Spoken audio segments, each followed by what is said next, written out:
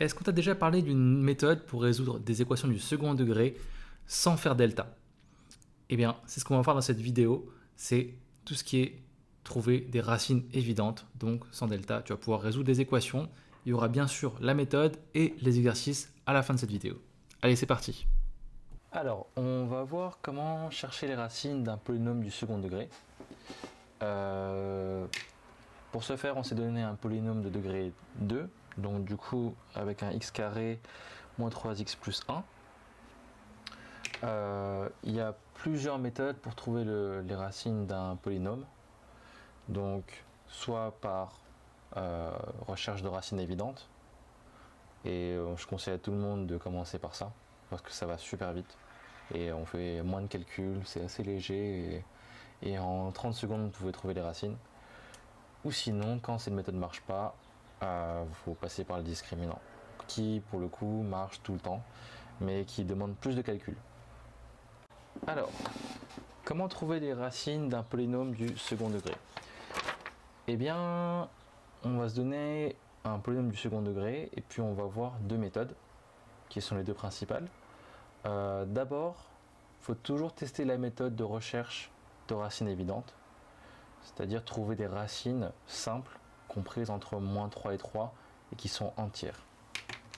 Donc une racine évidente, c'est un nombre entier simple compris entre moins 3 et 3.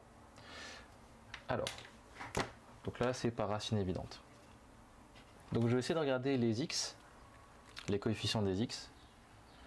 Là j'ai une fois x carré et là j'ai moins 4x plus 3. Moi je peux juste agir sur les x ici. Donc il s'agit ici de remplacer x par une valeur comprise entre moins 3 et 3. Un entier. Et voilà. Donc on va tester par exemple peut-être 2 pour commencer. Donc si x égale 2. Donc là on a 2 au carré moins 4 fois 2 plus 3. 2 au carré ça fait 4. 4 fois 2 ça fait moins 8. Plus 3. Là j'ai 7 moins 8 ça fait moins 1. Et ça marche pas parce que c'est différent de 0. Donc c'est pas non. Alors, du coup, on peut continuer. En regardant les coefficients, on peut essayer par exemple x égale 1. Alors ça donne quoi? Ça donne 1 au carré moins 4 fois 1 plus 3. 1 au carré ça fait 1, moins 4 plus 3. Et là ça fait bien 1 plus 3 ça fait 4, moins 4 ça fait 0. Et voilà, on vient de trouver une racine évidente. Ok. Donc on a trouvé une racine évidente qui est 1.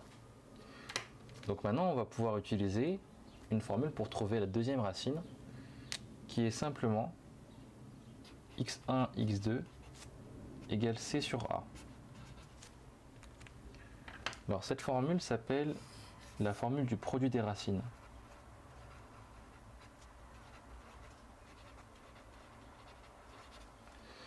Alors on va expliquer déjà. Donc x1 c'est une des racines, x2 c'est la deuxième racine, car vous savez que dans un polynôme du second degré, il y a au maximum deux racines. Il peut en avoir une, il peut en avoir deux, il peut en avoir zéro. Donc on sait que le produit des racines ça vaut c sur a. C, qu'est-ce que c'est ici et qu'est-ce que a? Eh bien c'est simplement les coefficients qui sont devant chaque x. Donc le a on l'est ici, le b on l'est ici et le c on l'est ici. Et c'est toujours comme ça.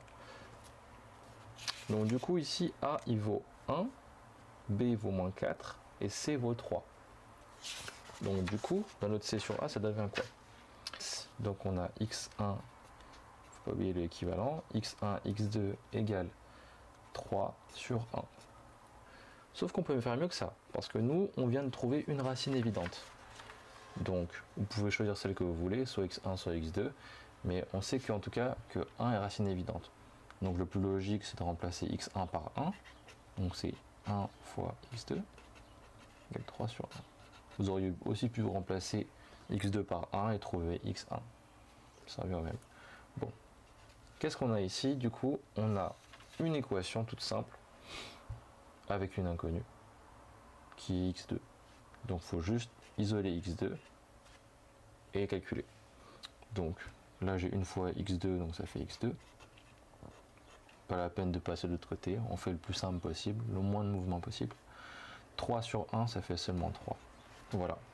Et j'ai trouvé ma deuxième racine. Il y avait bien deux racines à cette équation-là. On a deux racines qui sont x1 égale 1 et x2 qui vaut 3. On vient de trouver les deux racines de manière assez simple. Vous voyez là, ça s'est fait en une minute, quoi. L'autre option, donc la deuxième méthode, c'est d'utiliser le discriminant qu'on appelle delta.